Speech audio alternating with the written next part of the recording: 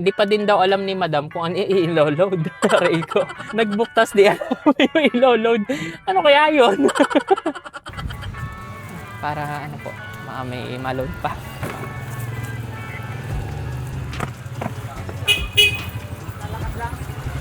Para kahit pa paano mas maging maganda yung service natin. Ito ay preference ko lang guys ha. So depende na lang sa inyo kung gagayahin nyo ko o hindi. Sukli po. Okay na po ito. Sige, salamat po sa tips. Thank you po. Puno na yung item natin. Ay, yung space natin. So, medyo dehado na tayo dun sa...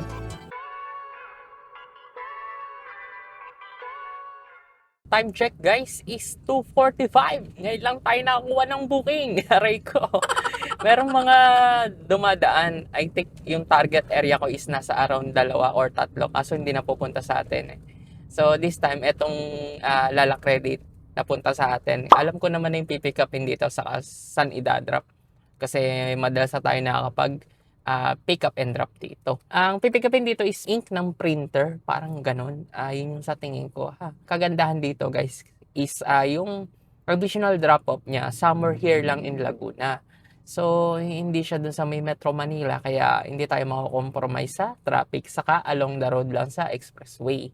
Tapos yung isang drop-off naman niya is sa Taguig, somewhere in Bikutan. Doon lang tayo magkakaroon ng konting-konting very very light na problem regarding sa drop-off natin. Kasi ang oras ngayon is 2:46 na. So medyo late na rin. Kumbaga, ang ano natin doon is yung rush hour. Baka ma-traffic tayo ng sobra doon. So we'll see. Ang layo pala from our home base up to pick-up location is 4 to 6 kilometers. So, try natin hanapan ng kasabihan. May mahanap tayo. Pero for now, ang strategy natin, if wala pa habang naglo-load, dire-diretso na natin to. Hindi na tayo mag-aantay pa. Kasi anong oras na eh. So, ang target natin, kahit sana mga around 3 to 4, makarating tayo sa drop-off para doon na tayo nag-aabang na mahanap ng booking pabalik.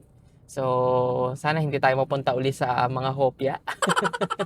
Kasi nung nakarang hopya, nagkanda hopya ang pick up natin. Ang date pala ngayon is February 9. Time check guys is 3:04. Nandito na tayo. Tao po, lala mo po.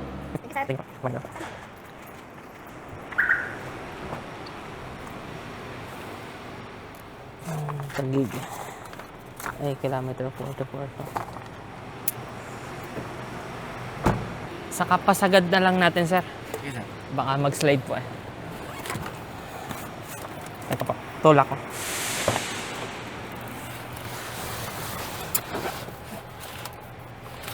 Ayan.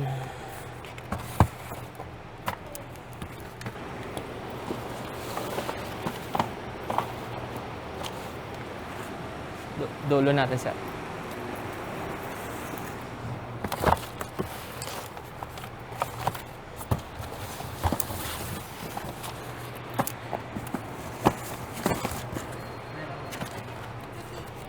Okay na po? Sige, thank you po. Thank you po. Time check guys is 3:11. Natapos na natin pick upin itong booking na yan. So medyo madami guys. At dati kasi konti lang yung pinipick up ko dito. Well anyway, mayroon pa namang space for our second booking if ever na may makukuha tayo. Ano na tayo? Proceed na tayo sa ating booking. At anong oras na? Medyo late na. Sana makakuha tayo ng kahit triple booking doon sa may bandang Metro Manila. Yung layo pala ng ating booking medyo maganda. Kumbaga hindi siya yung nasasagad sa 60 km. I think mga nasa around 40 to 50 kilometers lang to. Drop muna natin tong kilometer 44 na drop off sa may expressway sa may Mates. According kay Waze, from here up to drop off is 7 kilometers. So around 20 minutes sa biyahe. Time check is oras na 3:34. Nandito na tayo.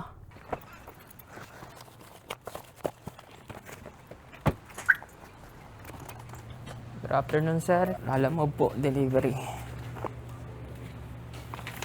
Thank you po. Thank you, Chip. Thank you po, sir. Thank you po. So, ayun guys, time check is 3:44. Natapos na nating i-unload yung first drop-off. Pero according kay Waze, meron pa tayong second drop-off.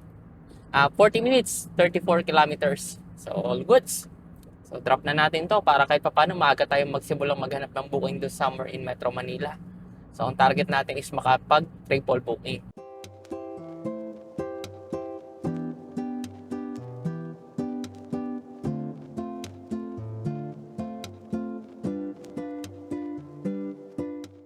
So guys, time check is 4:23. Nandito na tayo. Layo pa ba? Sir! Good afternoon. Kaya nga eh, naipon daw to. Ang dami. Oo nga, naipon nila eh. Oh, mag-isa ka na sa ito. Ha?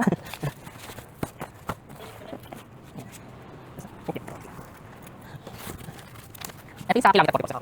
Tapos isang buong natin. Okay lang po. Pero po, please. Wait lang po. Eto po, sir. See you next time ulit po. Salamat. Time check is 4:31. Natapos na natin tong booking natin na to. As of now, wala na tayong booking. So, hindi rin tayo dito mag-aantay kasi meron silang grace period lang na 15 minutes. So, sa labas tayo maghanap ng booking. Saka walang masyadong nalabas kasi somewhere in Bikutan lang to. Kaya I think maggagapang tayo ng konti pa Makati o Pasay. Time check is 4:48. May nakuha tayong booking which is ayan. Medyo okay siya yung tawag dito, yung pick up niya. Ay yung pick up, yung drop off niya kasi medyo malapit-lapit sa home base natin. Kaso nga lang ang magiging problema natin nito is sobrang traffic dito sa current location ko. According kay Waze, 6.2, 20 minutes pa. Aray ko. So, hanap tayo ng pangsabay. Mga damit pala itong pipick upin. Saka, 2 box lang siya. Time check is 4:58. Sinuwerte tayo kasi yung may nakuha tayong booking which is, ayan, pangsabay sa booking natin na to. Tapos yung Pasay natin ay Paranaque na pick up. Magkalapit lang. Kaya talaga namang paldong-paldo. Kumbaga makakauwi tayo. Isa pa guys. Isa pa ang target natin para makauwi tayo sa kumbaga maging solid yung biyahe natin. So sana makapag triple booking tayo. So update ko kayo, time check is 4:58. So pick upin muna natin itong unang natin nakuha. So let's go. So guys, time check is 5:18. Nandito na tayo sa Binyan nating drop off. Okay, Sir Michael po. Di bali papuntang Binyan po. Para po, may maload pa.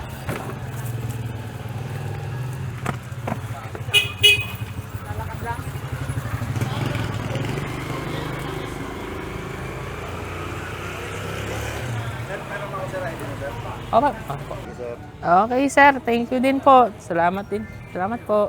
Time check guys is 5:23. May nakuha tayong booking tapos na natin tong i-load. Itong booking natin na to. Tapos ito yung nakuha nating booking.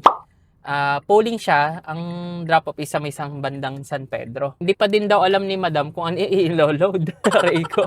So, nag-book tas di alam yung i-load. Ano kaya yun? So, less priority muna natin siya. Pick upin muna natin tong isa. According kay Waze is 2.4 kilometers. So, 10 minutes. So, pick upin na natin tong laptop. Nandito na tayo sa drop-off natin ng Los Baños. So, laptop and monitor. So, ayusin natin. Sa unahan natin ilagay para secured din. At kahit pa paano may space tayo. Okay na po. Sige po. Load ko na po.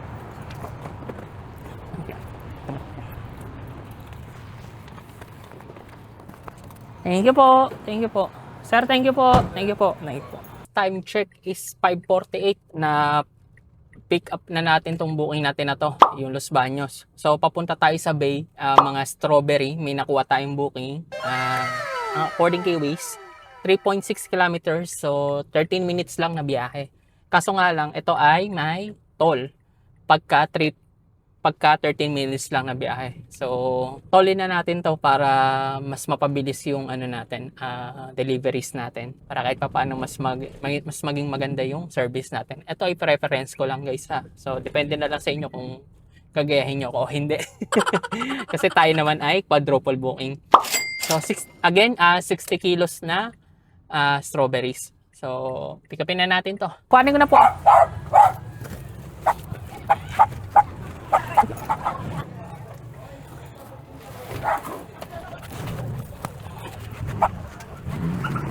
Isang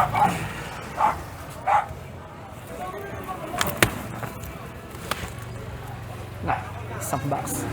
Sa unahan na lang. Sa unahan na lang po isang box. Excuse me po.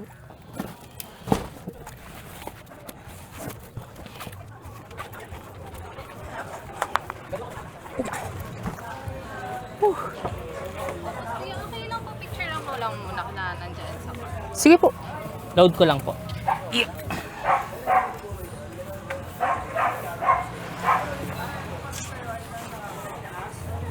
Salamat po ah. Sige po, Thank you po, thank you po.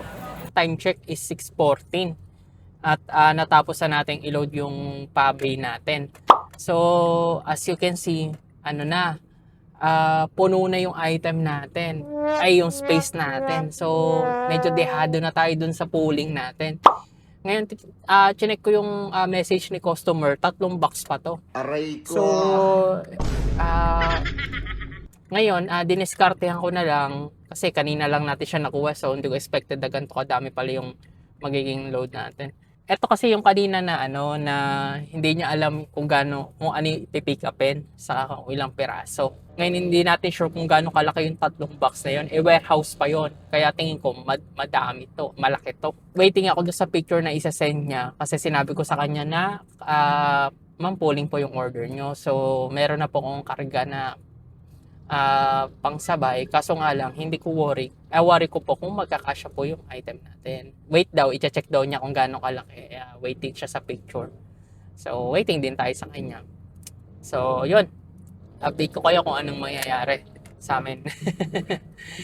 At medyo tagilid pero we'll see kung anong possible. Baka mamaya kayanin pa. Baka documents lang. Rate ko. According kay customer, itong booking natin na to, update ko lang kayo. Nandito ako sa may Petron ng somewhere in Panaiya. Malapit. Pero pa Skyway going south. According kay Waze lang naman, 6 minutes sa biyahe, 1.5 kilometers. Puntahan na lang natin kasi sabi naman niya kakasya sa current space natin. So let's see kung kakasya nga ba talaga. Kasi kung magkakasya, edi solid tong booking natin. Kumbaga, mamamaximize natin. Pero pagka hindi, edi aray ko. So yun, punta na natin to. 6 minutes, 1.4 kilometers. Okay lang po, blurred ko na lang po kayo. Okay lang po. Ay, hindi po. Kasya pa. Kala ko di na kasya. Ilan na yung dala mo, boss? 4 na po. Sige po. Salamat po. Salamat po sa inyo. Salamat po. Sir, salamat po. So guys, time check is 6:42. Nagkasya. Oh my God. Hindi ko expected yon yung space natin na yon. Nagkasya pa. So ngayon, ang pinaka main concern natin dito is yung tawag dito, magiging pagta-drop natin. At the same time, magtatagal tayo sa bawat drop-off nito. Check ko kung anong unahin ko, kung yung San Pedro or Binyan. Pero obviously, I think San Pedro ang pinaka dapat unahin. Pero double check natin. Tama yung prediction natin, guys. San Pedro nga ang dapat unahin. So ang kagandahan nito is sa may bandang Southwoods lang siya. So all goods. Turn natin nung mag-exit sa Southwoods. Diretso ulit tayo na pa-entry para lang drop yung sa Binyan natin. Kasi yung Binyan natin ay sa may bandang Carmona. So yan yung tingin ko ha. According pala kay Waze, makakarating tayo sa booking natin ng 53 minutes, 29 kilometers. So, medyo sagad yung booking natin, guys. Na-maximize natin ng maayos para sa akin, ha. Isang booking lang naman tayo papuntang Metro Manila. Pero bumawi naman tayo nung nandun na tayo sa Metro Manila. Kumbaga, sinagad natin yung booking natin. Quadruple booking tayo ngayon. At minsan lang mangyari sa akin to. Ang saya-saya kahit pa paano. Let's go!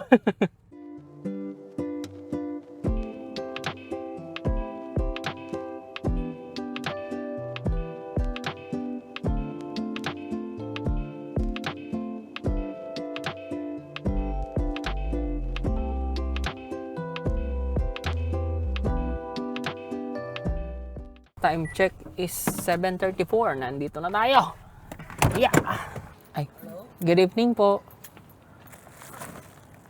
Ito po. Ay, thank you po. Okay na po ito. Ay, Okay. okay, sige. Thank you po. Thank you. Time check is 7:38. Natapos na natin tong booking natin na to. So, po-proceed tayo dito sa may isa natin. According kay Waze is 7.1 kilometers. So, 21 minutes. Rapin na natin to. Medyo malapit-lapit lang naman. Kaya po? Okay, sige. Pasuyin na lang po. Pasuyin na lang po. Medyo mabigat-bigat po. Ay, kaya? Ayaw po. Ito po yung 5 pesos, sir. Thank you po. Thank you po. Tira ko lang din, sir. Okay na po. Thank you. Time check is 8:26. Natapos na natin tong booking natin na to. Proceed na tayo dito sa may natin, isa sa Los Baños. According kay Waze is 9:16 tayo makakarating doon. 50 minutes, 35 kilometers.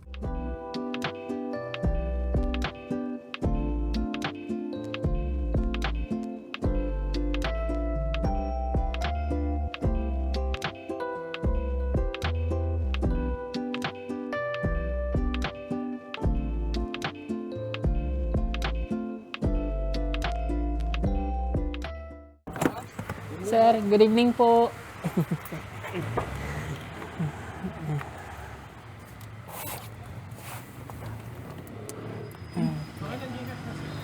Ay, sige po. Yun din pong number ko po. Salamat po sa tip, sir. Thank you ba? Dalawa na yun, sir. Pasama kayo. Oh. Salamat po. Sige po. Thank you po. Sige po. Salamat po. Time check is 9:40. Natapos na natin tong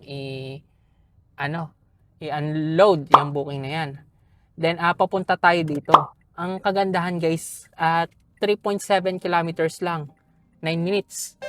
So, drop na natin ito. Sir, good evening po.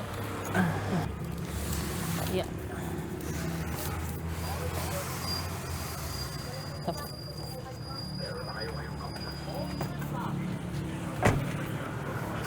Sarang ko lang po. Sukli po. Okay na po ito. Sige, salamat po sa tips.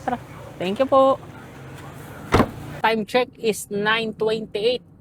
Natapos na natin lahat ng booking natin. Wait lang, may wang-wang. Ayun, pinadaan muna natin. 9:28 na. Pero according kay Waze, makarating tayo sa home base ng 14 kilometers. So, 9:53. So, consider na nating alas 10. Pwede na, guys. Kasi maganda-ganda naman yung naging kitaan natin. Kumbaga, naka-quadruple booking tayo. Yung isa nating polling, magandang polling yan kasi kukunti lang talaga. So, nagkasya pa yung konting space natin kahit papaano. Kaya, all goods. Tapos yung mga drop-off natin, ang lalapit lang din. Like, magkakadikit sila, hindi ganun yung sa liwa. So, maganda din yung arrangement of drop-off natin. Una is yung Southwoods, Binyan, Los Baños, and Bay. So, talaga naman. Tapos yung papuntang Metro Manila natin is around 45 to 55 kilometers lang. I think mga 50 kilometers nga lang yan. Kaya maganda-ganda. Tapos may additional stopover siya. So, additional natin yon kita. At the same time, may loading and unloading fee yung first booking natin. Kaya talaga namang all goods. Ito na yung pinaka-ihihintay nyo. Summary ng kinita natin. Pak! So, ito na yung kinita natin for this vlog. Ayan. So, 2,641. So, time check is ano oras na? 2:03. Ngayon lang tayo natapos mag-edit. So, kahapon, naglalamove tayo, February 9. Tapos, inedit din natin agad para wala na tayong pending. So, kung ikaw ay member, mapapanood mo to agad kasi naka-early access tayo. So, i-add natin dito yung tips na na-receive natin. So, ang tips na na-receive natin is I think mga nasa around 170 pesos. So, add lang natin yun. So, ang total ng kinita natin, gross pa lang, is 2,811. Then, syempre, ilalas natin dito yung pinanggas natin sa car maintenance. So, ito yung ginas natin. 655. Nakalimutan kong picturein yung kilometers na tinakbo natin. Pero I think nasa around 150 to 160 lang yan. Kaya all goods kasi nga 655 lang yung ginas natin. So, dagdagan natin ng car maintenance. So, less natin ng 300. So, ang total ng kinita natin, less na ang dapat i-less is 1,856. So, goods to guys kasi nag-start tayo dito I think mga around 2:30 na, 2:03. Tapos na tayo officially mga around 10. Nag-work tayo ng swimming na 7 to 8 hours. So, goods kahit pa paano kasi malinis na yung 1,856. Kung gusto mong mag-isang Lalamove driver or part-time na rin, apply ka lang sa online. Lalagay ko yung link sa description para di ka na mahirapan. Click mo lang. Then maglagay ka ng referral code, papi, ha? Kasi previous yan. Kapag ka naglagay ka ng referral code, ganito ang unit mo, may marireceive kang reward. So, zoom in mo na lang, papi. Pero kailangan mo munang tapusin yung mission, ha? Pag naglagay ka ng referral code, magkakaroon ka ng mission, then need mong tapusin para ma-receive mo yung rewards na to.